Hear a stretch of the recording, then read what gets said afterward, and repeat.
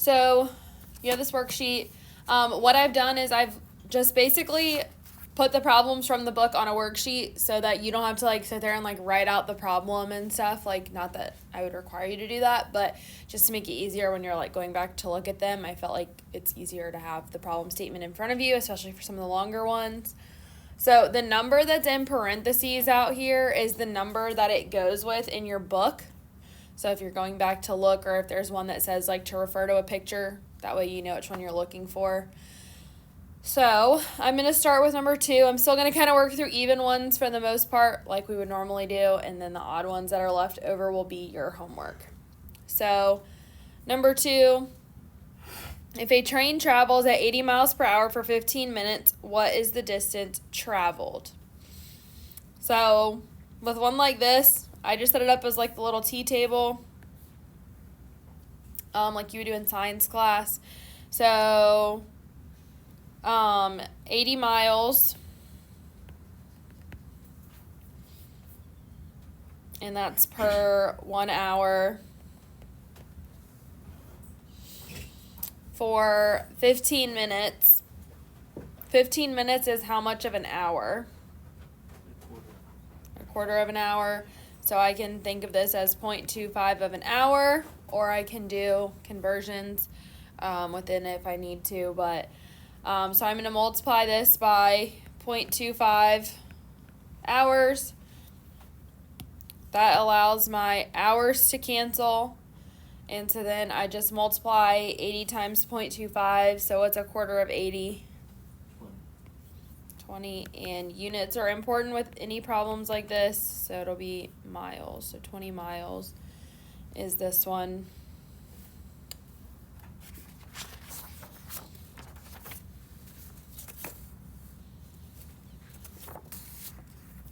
All right, so jumping to the next page, or the back of the page, that your first page.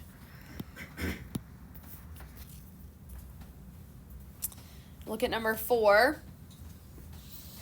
So if a jar of coins contains 40 half dollars and 200 quarters, what is the monetary value of those coins?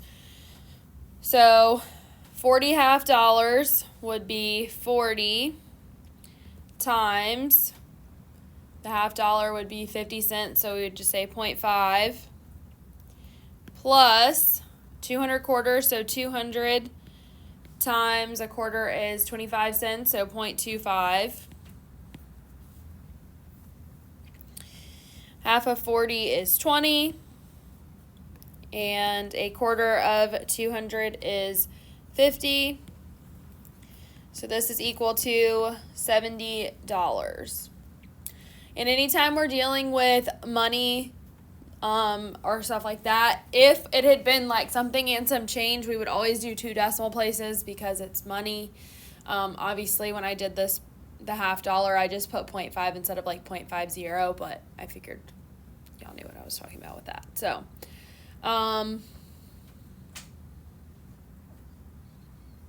let's look at number 5. Michael must build a rectangular storage shed. He wants the length to be 6 feet greater than the width and the perimeter to be 44 feet. Find the length and width of the shed. So I would start out with a picture with something like this. So they tell us it's a rectangular storage shed. We know that the length is 6 feet greater than the width. So what would that imply that that side length has to be? Greater than 6. Okay, but how would I write that side length? Greater sign 6. No. What is the width? 6 plus x. Yes, the length would be 6 plus x, which implies that the width would be, if the length is 6 feet greater than the width, then the width has to be x. So 6 plus x and x. And we know that the perimeter is 44 feet. So that's all my known information. Now, in general, what is the perimeter of a rectangle? How do we write that?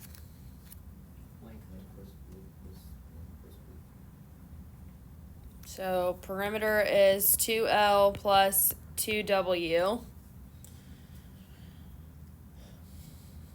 So then I am going to plug in this stuff. So 44, that's the perimeter, is equal to 2 times 6 plus x plus 2 times x.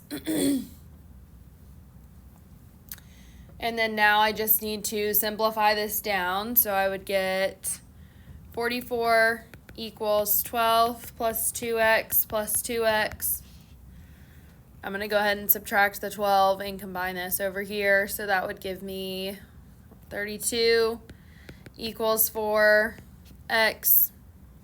So x equals 8 feet. So now I need to, ultimately what I'm trying to find is they want to know the length and width of the shed. So we know that x is the width, which is going to be 8 feet. We already found that. The length is the width length plus 6. So the length is what? 14. Yep, 14 feet. So that would be your final answer there for what they're actually looking for. Any questions about any of these ones so far?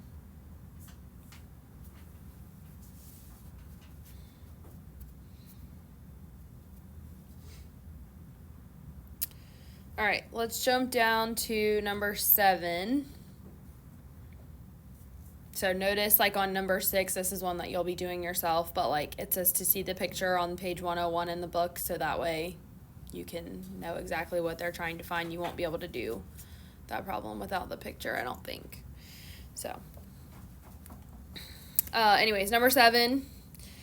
The world's largest ice cream cake, a rectangular cake made by Dairy Queen in Toronto, Ontario, Canada, on May 10, 2011, had a length of 0.39 meters greater than its width. Its perimeter was 17.02 meters. What were the length and width of this 10-ton cake? 10 tons. Yeah, that's insane.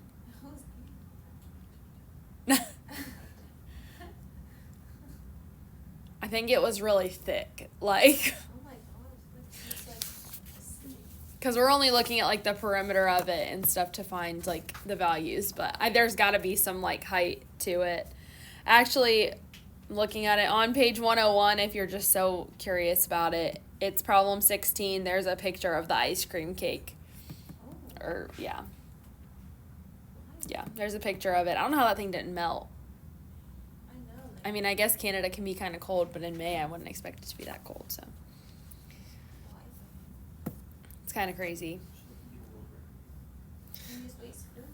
You feed it to all the I'm sure people ate it, but that's a lot. All right, so similar to the last one, the length is 0.39 meters greater than its width. So I'm just going to use x again. So the width is x. The length is 0.39 plus x. And the perimeter is 17.02.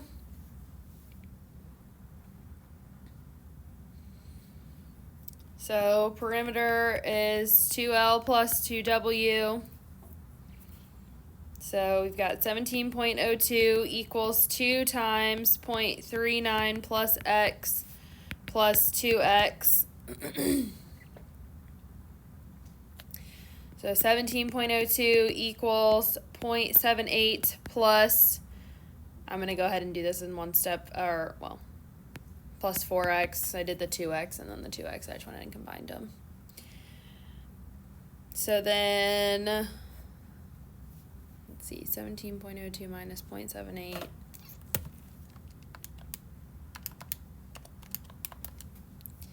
$16.24 equals 4x. Oh, that works out nicely. So then when you divide, that comes out to be 4.06 meters. So then the length and the width. The width we already know, that's what we just found, is 4.06 meters. The length, we would have to add 0.39, which gives us 4.45 meters.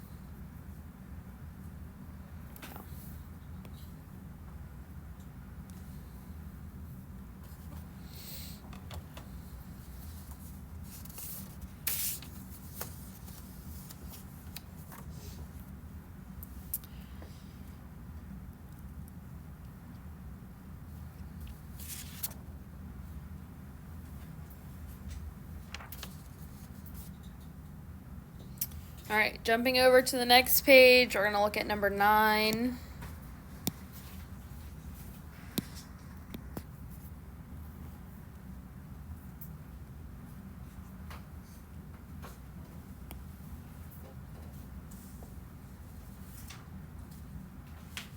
Apparently this one is problem number 22 in your book if you want to note that. I forgot to put that one on this one for some reason. All right, so we have 2 planes leave Los Angeles at the same time. One heads south to San Diego while the other heads north to San Francisco. The San Diego plane flies 50 miles per hour slower than the San Francisco plane. In half an hour, the planes are 275 miles apart. What are their speeds? So we know that the plane that's heading south, we're looking at a time of half an hour, so 0.5 hours.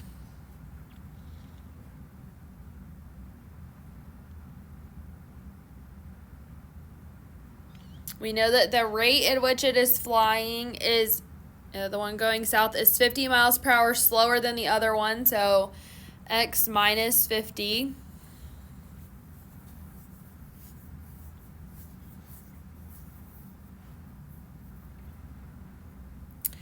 The north plane, the time is still half an hour, but the rate for this one is x.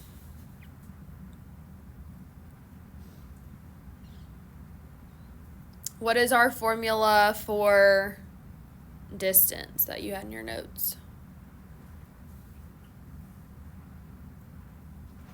It's very short. D equals R times T. Yep, D equals R times T. So I'm going to set that up for both of these with their respective information. So the distance is equal to 0.5 times x minus 50 on the top one for the south. Why this is so blurry. For the north, this is going to be 0.5 times, not r, x.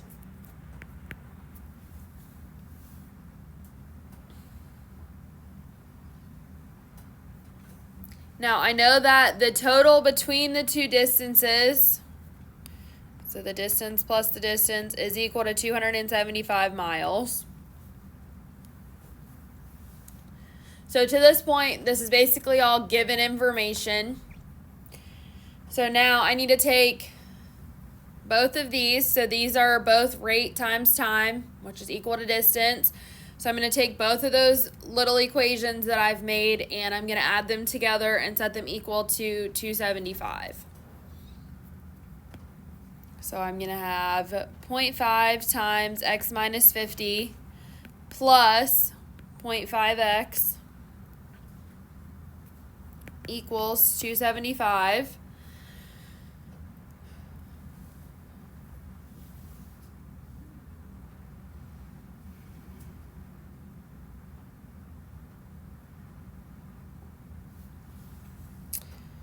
So then distribute, I've got 0.5x minus half of 50 is what, 25, plus 0.5x equals 275.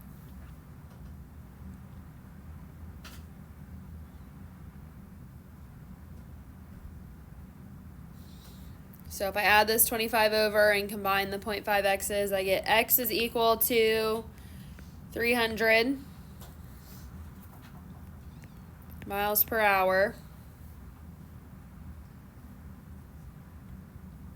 So then looking back at what I had initially for the south, I would have to plug in 300 to x minus 50, which would give me 250 miles per hour. I'm going to make sure we have those units on there. And then north is just x, which is 300 miles per hour.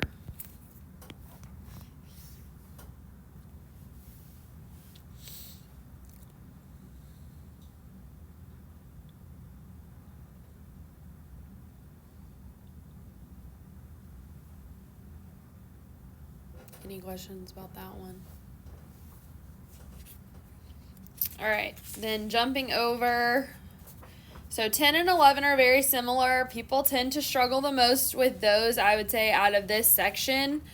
Are these last like 4 problems, but the mixture problems tend to be some of the most confusing. So I'm going to walk us through number 11 and leave you number 10 to do.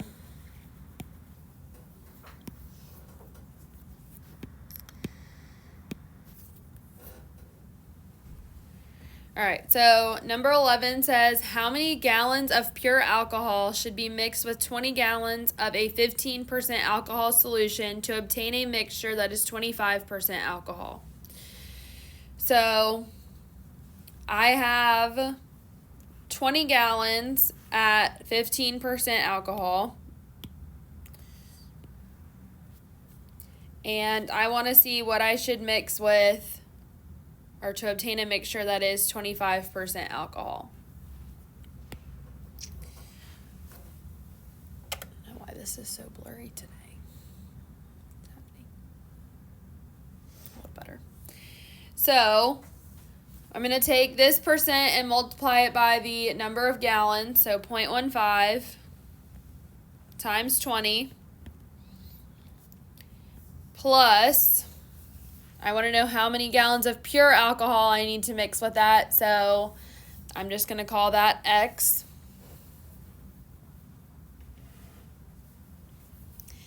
Equals, I want to make sure that's 25% alcohol, so 0.25, times, it needs to be obviously the same amount of total gallons that I started with, so that's going to be 20 gallons plus X gallons, because I don't know how many I'm adding of pure. So 20 plus X, like that, is our setup. So I've got the 15% for 20 gallons, plus basically 100% is what the pure alcohol would be, times that number of gallons, and then is equal to 0.25 times 20 plus X, because that's the total number of gallons it should be equal to. So that's where that formula is coming from. So 0.15 times 20 is 3, plus X equals 25 times 25 plus 0.25X. So moving the x's to the left, numbers to the right, I'm going to get 0.75x equals 2. And then 2 divided by 0.75 is going to be 2.6 repeating gallons. So that's how much pure alcohol has to be added to give us the solution that they wanted us to have.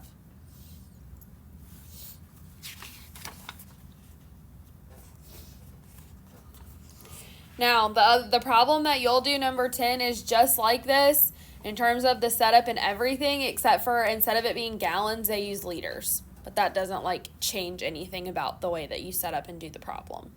other than that your units are different at the end. So, let's see. Let's jump down to number 13. This is another one that sometimes people get confused about, but I don't think it's quite as hard as the mixture problem, but there still tends to be confusion there. So a church building fund has invested some money in two ways. Part of the money at 3% interest and 4 times as much at 2.75%. Find the amount invested at each rate if the total annual income from interest is $2,800. So I'm going to start out listing the stuff that I know. I know that at 3% interest, there was X dollars, and that's going to end up being a decimal of 0.03 for the sake of actually doing the math. Then at 2.75%, there was 4 times as much, so that's going to be 4x. So that decimal is 0.0275 when we get to actually doing the math.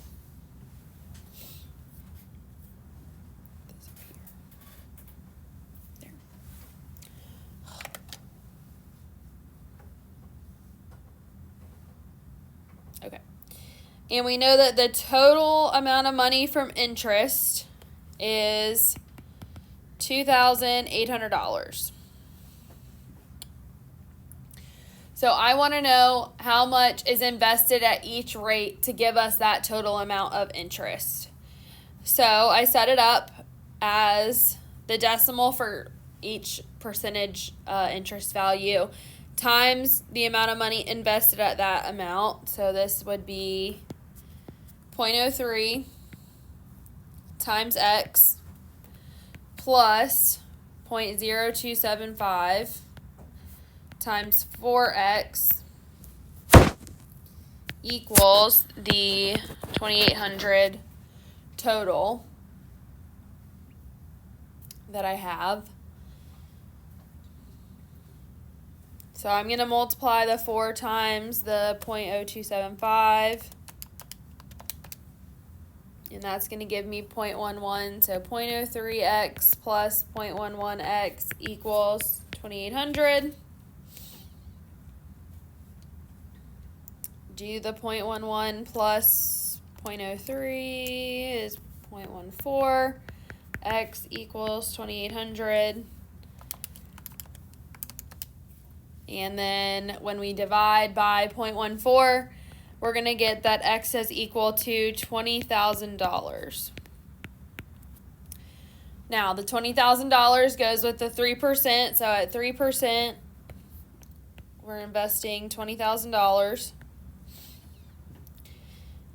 At 2.75%, I need to multiply this number by 4, which gives me $80,000. And so that would be your final answer for how much is invested at each interest rate, basically.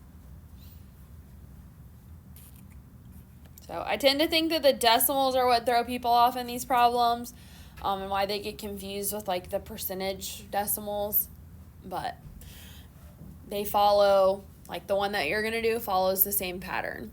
When I pull for a quiz or a test, I will pull from this packet. Okay, I'm not going to go pull something random out of the blue. The only thing I might do is change the numbers, so don't just like memorize the answer. Make sure you understand the process, but I'm not going to like go pull some like random problem that you've never seen before for the quiz or the test, right? I want to see that you can do this kind of problem if it's given to you. So the problems that are left over are what you do for homework. But what I'm going to do is tomorrow when you come in, you're going to hold on to it, so don't turn it in, and we're going to go over these problems to make sure that you have them. I have them all worked, so I'll just put them up and let you check them. I'll probably just walk around and make sure that you did actually do them, but aside from that, you won't actually turn this set into the box. So, and then, let me see where we're at with. Where'd my lesson plan book